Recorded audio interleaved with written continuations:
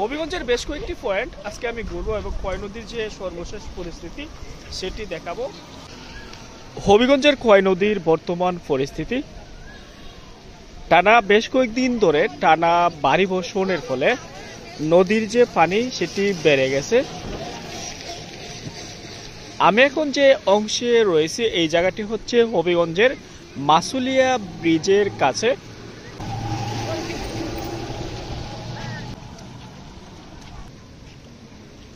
উজানের যে পানিগুলো সেগুলো বাটির দিকে যাচ্ছে, অর্থাৎ হবিগঞ্জের দিকে।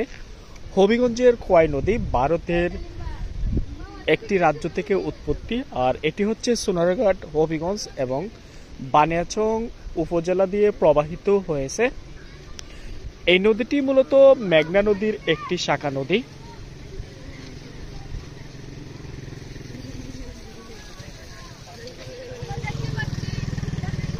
হবিগঞ্জের বেশ কয়েকটি পয়েন্ট আজকে আমি ঘুরবো এবং খোয়াই নদীর যে সর্বশেষ পরিস্থিতি সেটি দেখাবো।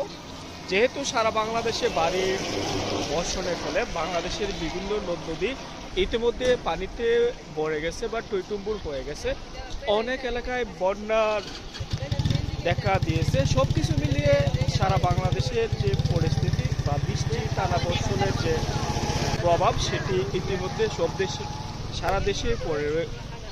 টানা বর্ষণের ফলে অনেক জায়গায় বন্যার দেখা দিয়েছে এবং বিভিন্ন শহরগুলো ড্রেনেজ ব্যবস্থা না থাকার ফলে পানিগুলো আটকে অনেকটাই বন্যা দেখা দিয়েছে এবং জলাবদ্ধতার অন্যতম কারণ ড্রেনেজ ব্যবস্থা না থাকার ফলে।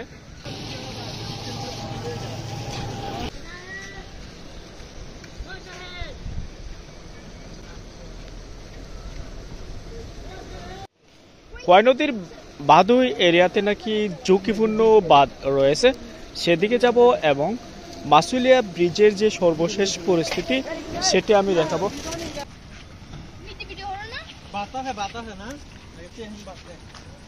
খোয়াই নদীর পানি আস্তে আস্তে বাড়া শুরু হয়ে গেছে, দেখতেই পারতেছেন কতটা গতি স্রোতের।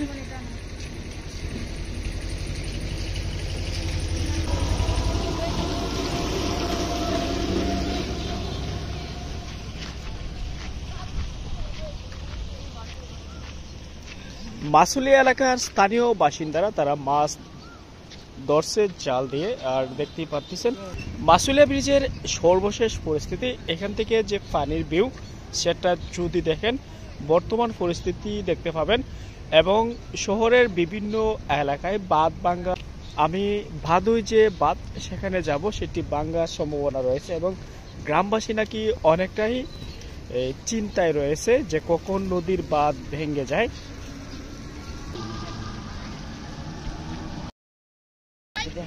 হবিগঞ্জ শহরের বেশ কয়েকটি ব্রিজ রয়েছে খোয়াই নদীর উপর, আর এর মধ্যে অন্যতম হচ্ছে মাসুলিয়া ব্রিজ। এই ব্রিজটি বেশ সুন্দর আর দেখতে বেশ ভালো লাগে, অনেকটাই লম্বা এই ব্রিজটি, দৃষ্টিনন্দন। হবিগঞ্জ শহরের পাশ দিয়ে বয়ে গেছে এই খোয়াই নদীটি, আর এক পার থেকে অন্য পারে যাতায়াত করতে হলে ব্রিজ দিয়ে যাতায়াত করতে হয়।